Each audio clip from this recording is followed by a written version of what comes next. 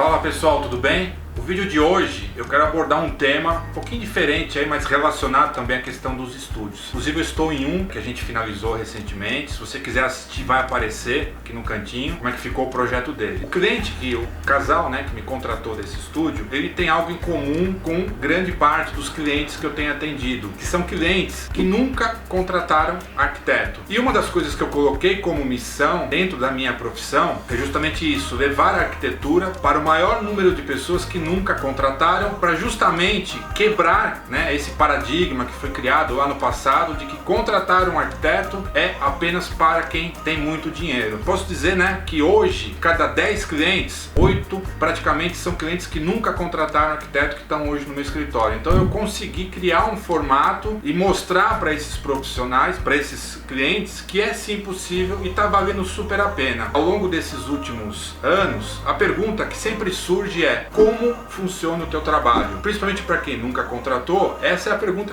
praticamente comum a todos eles. Então eu quero gravar esse vídeo hoje explicando de uma forma bem resumida, para que eventualmente, se você que está querendo contratar e às vezes está com dúvida se liga ou não liga para algum arquiteto ou escritório, o que eu vou passar aqui não é o que todo mundo faz, mas é muito semelhante ao que quase todos fazem. Então basicamente, como é que funciona a contratação de um escritório de arquitetura para quem nunca contratou? Normalmente sempre chega um primeiro contato através de um e-mail, WhatsApp, alguém que me liga, mas normalmente é sempre WhatsApp ou e-mail, ou às vezes pelo próprio Instagram. Aliás, se você não está me seguindo no Instagram, segue aqui meu Instagram, vai lá, tem projetos diariamente dos meus estúdios, enfim, todas as minhas obras. E aí o que acontece? Esse e-mail chega para mim, esse contato chega me pedindo normalmente um orçamento. Putz, comprei um apartamento, um estúdio, eu gostaria de fazer um orçamento. O que normalmente eu faço? Faço sempre questão de fazer um primeiro contato, não via só WhatsApp ou mensagem. Eu gosto de ligar para esse cliente, porque quando eu ligo, eu consigo explorar exatamente qual que é a expectativa dele em relação ao que ele está precisando. E é importante isso, esse primeiro contato, porque eu acho que o WhatsApp, o Instagram, ou seja, o e-mail, ele é uma forma de contato, mas ele não é ainda aquela proximidade. Quando existe a possibilidade, eu até prefiro pessoalmente, mas de praxe eu faço uma ligação. E nessa ligação a gente explora tudo. Eu entendo o que ele quer, qual é a expectativa, o que ele está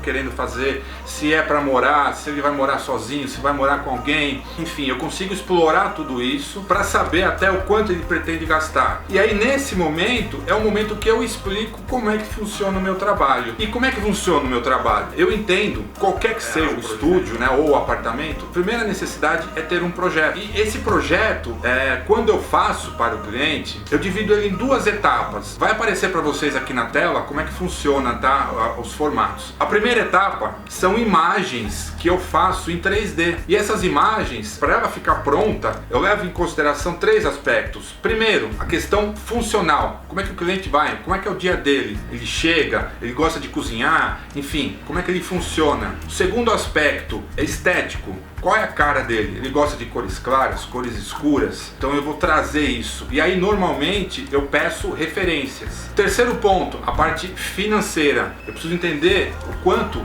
ele está pretendendo gastar, para saber se o que ele está pretendendo está dentro de uma realidade ou não. Ou então, na hora que eu faço o projeto, fazer um projeto que caiba no bolso dele. Esses 3 aspectos são fundamentais. Então, esse é o primeiro passo. Depois que essas imagens estão aprovadas pelo cliente, eu destrincho esse projeto, fazendo um projeto mais técnico, que são esses que estão aparecendo aqui agora na tela para vocês, alguma coisa parecida.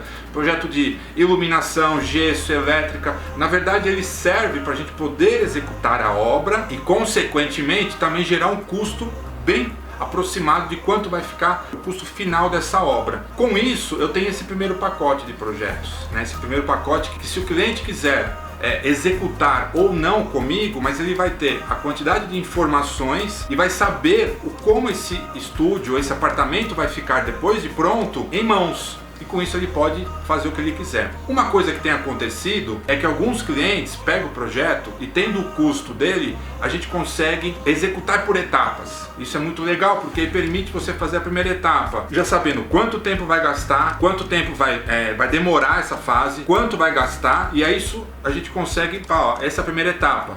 Finalizou a primeira etapa, tomei um fôlego financeiro, vamos para a segunda etapa? Vamos, fazemos a segunda etapa. Aí já entra num outro tipo de serviço, que é justamente realmente o gerenciamento e o acompanhamento da obra. No caso, meu escritório, a gente pode também oferecer para o cliente, porque normalmente são clientes que trabalham o dia todo, saem cedo, voltam à tarde, não tem o menor conhecimento em relação à obra. Então o que eles fazem? Colocam tudo na minha mão e a gente entra e faz a execução da obra exatamente conforme o projeto aprovado. Existe toda uma logística que a gente cria, né? O cliente está sendo consultado diariamente, a gente vai atualizando ele em relação às informações, enfim. Aí já é um procedimento que a gente trabalha para poder justamente o cliente acompanhar esse passo a passo. Mas qual é o objetivo? É tirar toda a dor de cabeça, que a gente sabe que às vezes durante o período de obra sempre acontece, porque o cliente tem a tranquilidade de trabalhar, viver o dia a dia normal e a gente, né, ir executando a obra. Então, em linhas gerais, o trabalho que o arquiteto faz, o escritório de arquitetura faz, ele mais ou menos segue essas etapas. E aí com isso você consegue